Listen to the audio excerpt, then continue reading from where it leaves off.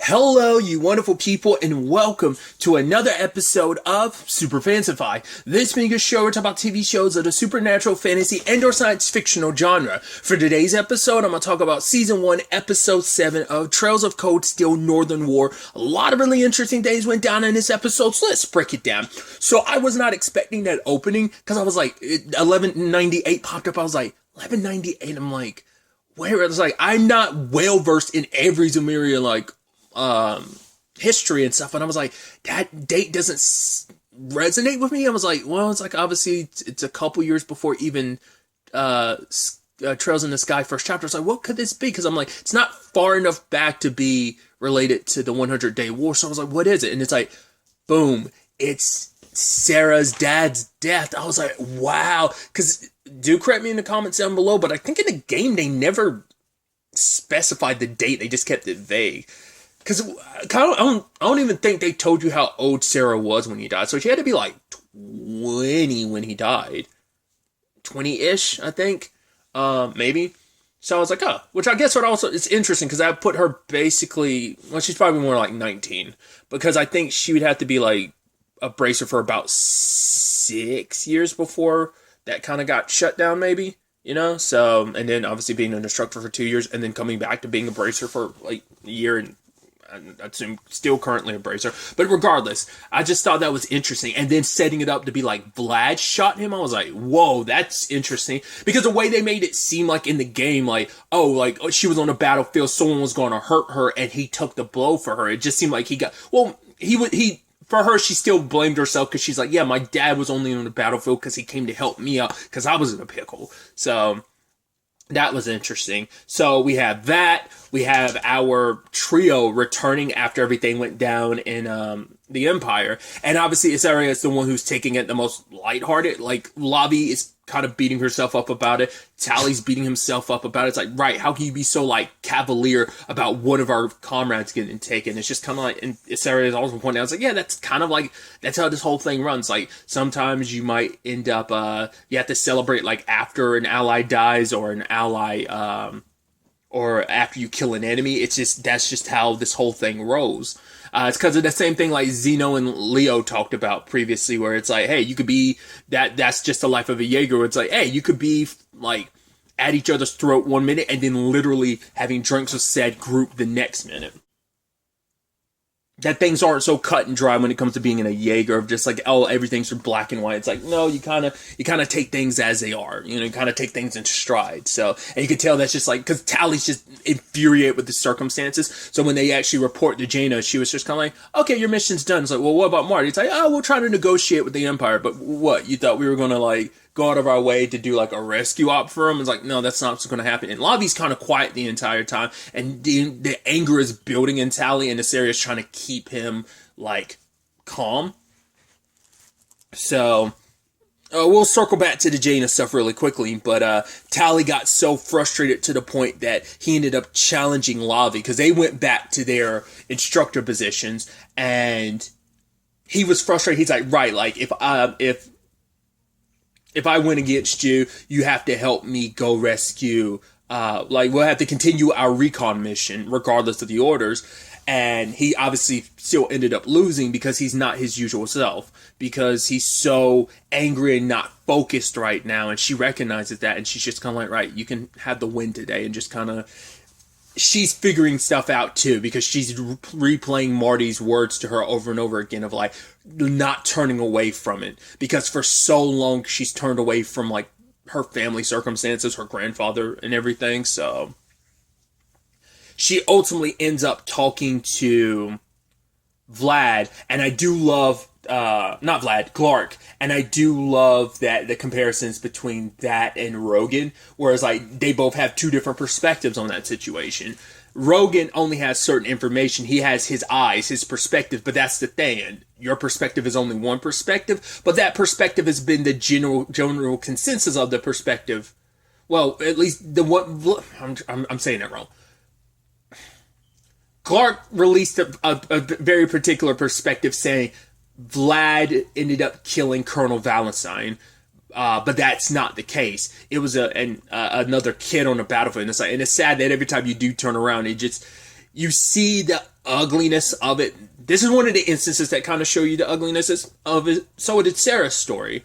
But, I mean, I guess you can make the argument, it's not Jaeger related, but even like Sharon's story of just like, obviously she was like a kid when all that went down. Dude, like there's a lot of kids in this universe have it pretty rough, but obviously like on the Jaeger front, I mean, Fee, you never really get into like all that Fee saw and had to do as a Jaeger, or Shirley. Obviously Shirley seems like she, you know, Shirley's kind of a little bit of a psycho, so it's not, you know, but, you know, I'm just like Fee, she's capable of change because even she changed. So regardless, I'm going on a tangent, but the fact of the matter is seeing a kid on a battlefield, Vlad tried to stop it, but the gun went off and shot Colonel Valentine. I think it's interesting that they're making the Jaegers say whenever, because I was looking at the armor, I was like, that kind of looks like Nidhogg, but I'm like, what they?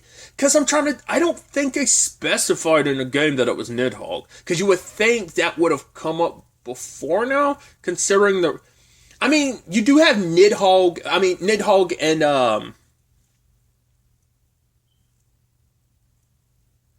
and the Northern Jaegers obviously do clash in 3. There's even scenes with them in 4 when they kind of are there paying their respects to Colonel Valentine. So I was like, I don't know if that's just kind of taking liberties type of situation, making it Nidhogg or what. But I just think that's so interesting that, I mean, I guess considering their ties to everything like the October War, the Civil War in Erebonia, and just everything, like they just end up constantly being tied together, so tying it together even that far back, I guess, kind of makes sense too. I mean, because other than like the big heavy hitters like Zephyr and the Red Constellation, the Northern Jaegers and Nidhogg are the only ones you ever really know by name. I mean, there's some, like, what was it, Bugbear is one. It's a smaller one you encounter in the Cold Steel games. The ones that were working with Ouroboros wasn't it Jester? Isn't that what Sarah said their name were? The ones who set fire to the guild houses in the Empire during the whole Liberal situation with the Gospel Plan. Either way, once again, tangents and all that. But for Rogan to be the kind of usurper that he's kind of becoming, it's because he's like, right, like this was, I know for a fact it wasn't Vlad who fired that shot, but Clark made him take the fall for it. He's like, why did you just walk away? That's why he's like, I'm going to take up that mantle. I'm going to inherit Vlad's spirit, and I'm going to become a new hero. And he's kind of rallying his men behind him. And then Clark is telling her the truth, telling Lavi the truth of, hey, stuff was, the Northern Jaegers weren't as united. There were 2 different fronts. Those who didn't want to be consumed by like, hey, like, let's find something outside of all of this that will, so we're not so tied to war and battle and death. Whereas others were like, no, we need to be all about war, battle, and death. And those 2 conflicting sides of the Northern Jaegers, they were like different units followed different people. Like the more like, let's find stuff outside of this followed Vlad. And the ones that were more like war, fight, were more so behind Glark. But Colonel Valentine had the benefit of reining in both of them because of who he was. So, but his death meant like that power, like that middle force that added an equilibrium to everything was now off. That equilibrium was gone now. So they needed someone to unite all of the Northern Jaegers against a common enemy. And Glark is saying that Vlad chose to be that common enemy to kind of unite them, because it's like if the Northern Jaegers weren't united, it's like they would have fallen, just like Crossbell ended up falling. So that's kind of, sadly, history still catching. It's all playing out regardless, but still. And I do love that Jaina happened to say that very specifically when she knew Lavi was there. That was kind of the whole point, because even earlier on, Jaina's like, all right, so everything's kind of going according to plan, so we need something to light the fuse. The powder keg is there, we just need something to light the fuse. So I was like, okay. So I was trying to figure out your angle, because I know you're working with Ouroboros, so that's why I was like, are you directly connected to Ouroboros? Like, were you already a member of Ouroboros, or you just is this kind of your curtain, like not your curtain call, your audition to some extent? Because like that's why I was wondering, like, could Jaina end up being an Ouroboros member after the fact? I mean, for all we know, she could be a. I wouldn't go as far as an Anguist, but I could definitely see her being an enforcer or something like that. Maybe not. Maybe she is straight up an Anguist. I don't know. Or ends up getting the position of an Anguist. Because that's so interesting, because like obviously there haven't been too many opportunities to see people's rise to, you know, or becoming an Ouroboros member. Like obviously, like you get to see people, get to see them beforehand and know them before they were really Ouroboros members, or people who you're kind of parallel knowing them as Ouroboros members. Also, like you have like Leanne, which you know her past, but you kind of already got introduced to her as an Ouroboros member, and then you kind of learn about her past circumstances that led her to join Ouroboros. Same thing for Vita, but then you have people like and Ren and Joshua kind of fall in that same vein, but like you have like a Shirley and a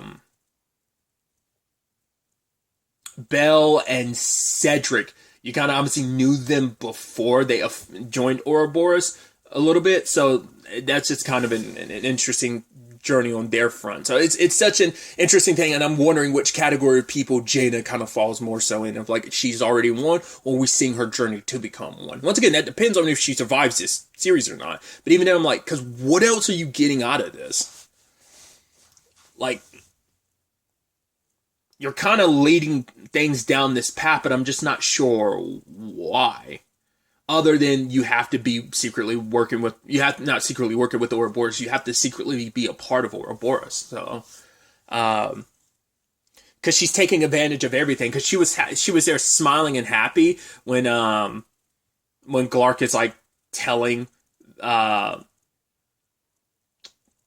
Lobby all of this stuff, because it's like, okay, got one thing on that front. Then later on, you hear Tally knocking on her door, and she's like, and there we go. Because she's getting all these pieces to move on this chessboard that kind of, she just needed the right move. She needed people to make, so, because she's feeding on Tally's anger about the whole Marty situation, and I think his own feeling powerless to do anything about it under the circumstances. He wants to be able to do something, so she's going to placate him just to end up using him. And I don't know I don't know if Glark is like full on using Lobby. He's kind of saying like, I won't use you as like your grandfather's granddaughter, but like you can be my right hand. We could face what's coming, because like Jane is like, oh my god, the Empire, they're blaming the Northern Jaegers for what happened to Celtic, even though that was them hiring us. But maybe they hired us the entire time, because, or I think maybe even Glark was saying like, oh yeah, maybe they set this whole thing up from the very beginning. They hired the Northern Jaegers knowing things would play out this way. It's like,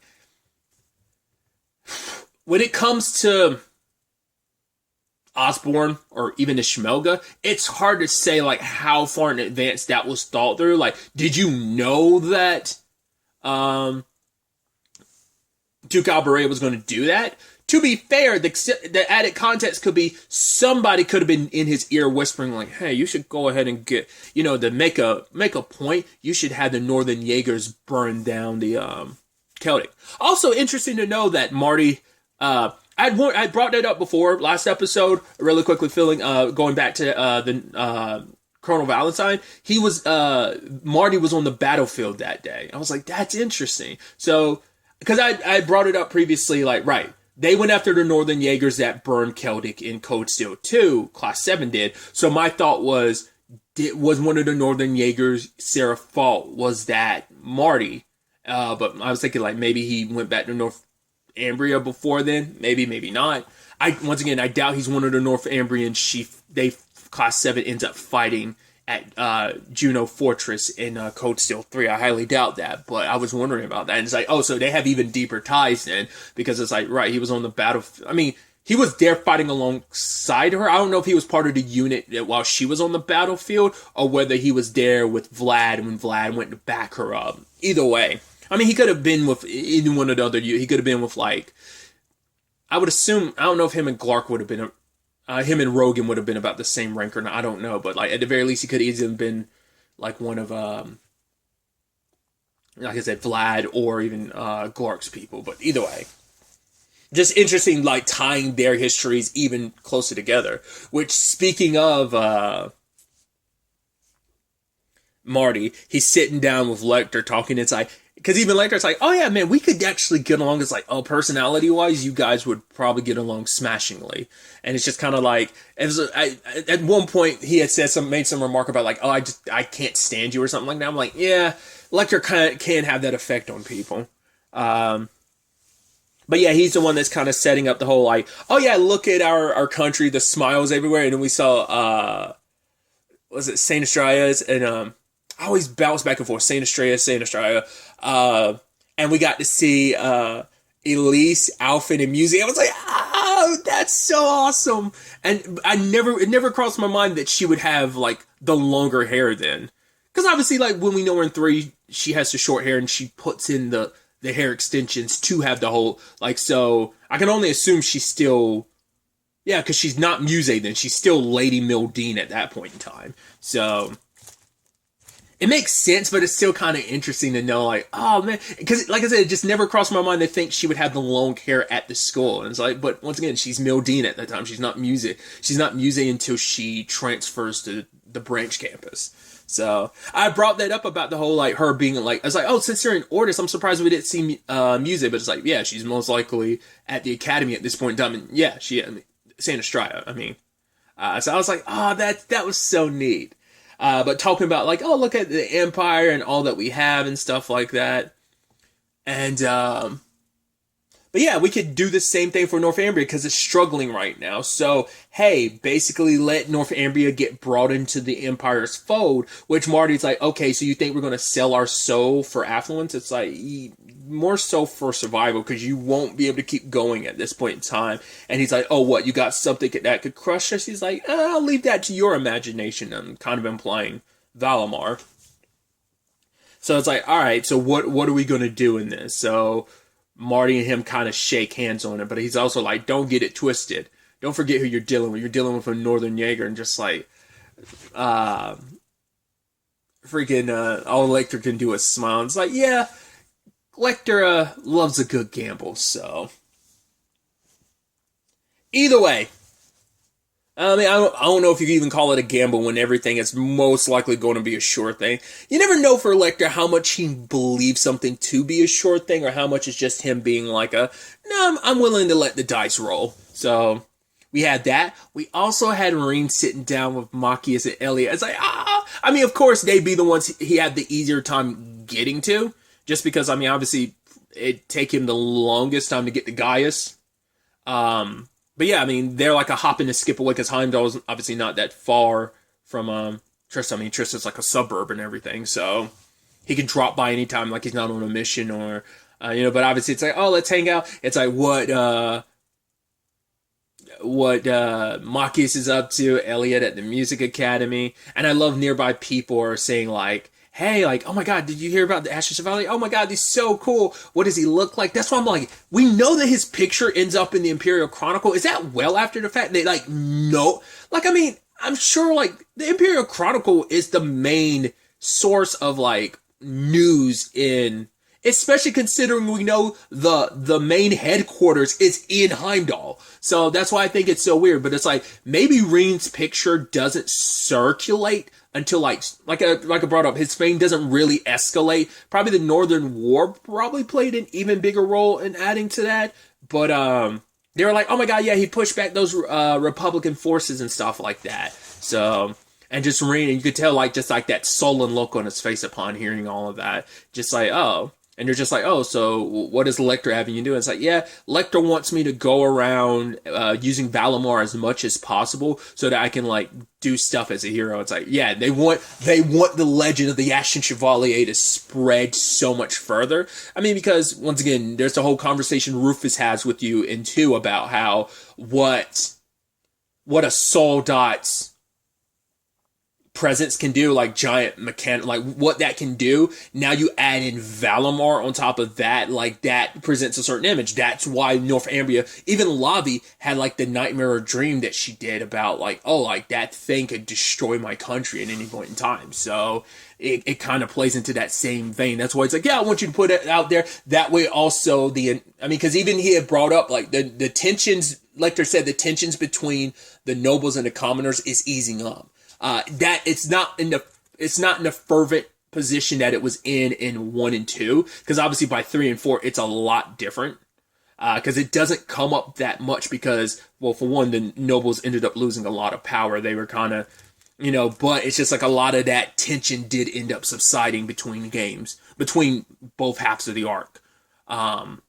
But either way, like, Rain's kind of, doing what he's doing. It's that to the point of like, right, I'm sucking it up. I'm doing whatever hero thing I have to do, but I'm helping people out. But I do love Makis and Elliot are trying to, like, tell him, like, it's okay. Like, the fact is, I know, of course, what photo they're going to use. Of course, they're going to use the photo. That's like, for a while, prior to 4's ending, that was my PlayStation 4 background for a long time before I played 4, was that final picture of them after the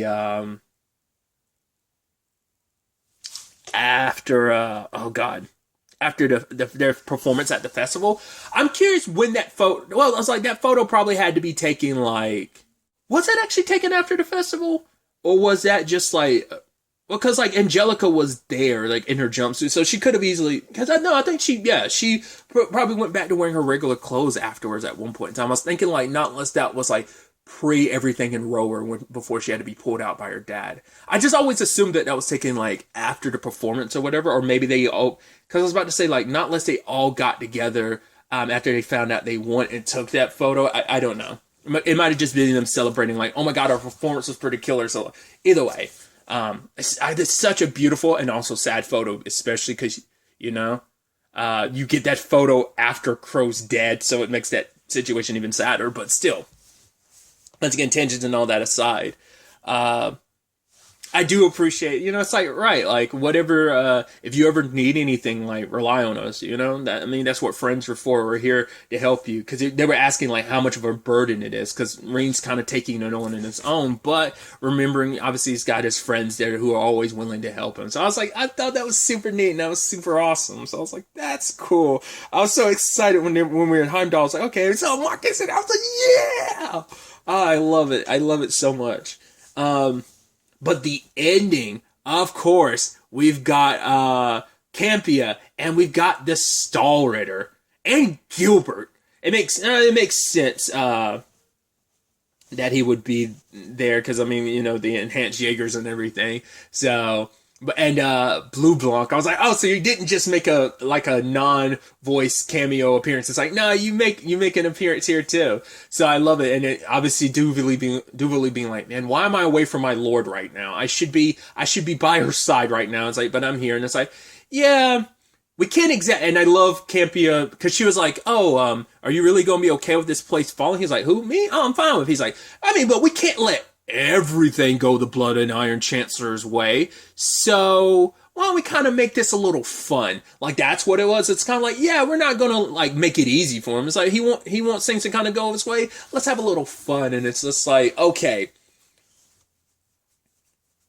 the end result is still, once again, where the Grandmaster's plan starts and ends versus where the Blood and Iron Chancellor's plan start and end, and when they eventually meet in the middle. Obviously, that's not until 3, but it's like, how much did you know, like, okay, like, let North, like, the whole point was you were going to let Northumbria fall into Erebonia's hands always, but you're just like, let's not make it too easy, because we don't want the Blood and Iron Chancellor to think like, man, everything's going his way. Let's make it a little fun. I don't know how much of that is leeway that the Grandmaster gives Campanella, or whether that's just Campanella is like the Grandmaster's, God, what would be the word?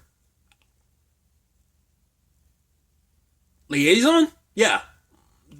He's always played that role for the Grandmaster. So I feel like out of any enforcer, he's always gotten leeway that I feel like even more leeway than I feel like maybe even some of the Anguises get. Like, why Campanella's in that very special, unique position is really interesting. Once again, we kind of don't know Campanella's circumstances. You're still kind of a pretty big enigma amongst the enforcers.